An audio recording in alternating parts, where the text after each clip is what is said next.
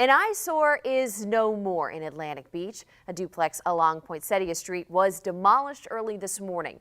The On Your Side team first told you about the property in September, and half of the property was deemed unsafe, condemned and set for demolition in April.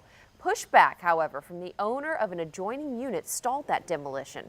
Mediation took place, and the next-door owner eventually did reach an agreement with the city of Atlantic Beach and Wells Fargo to tear down that structure. It's unclear if another home, though, will be built in its place.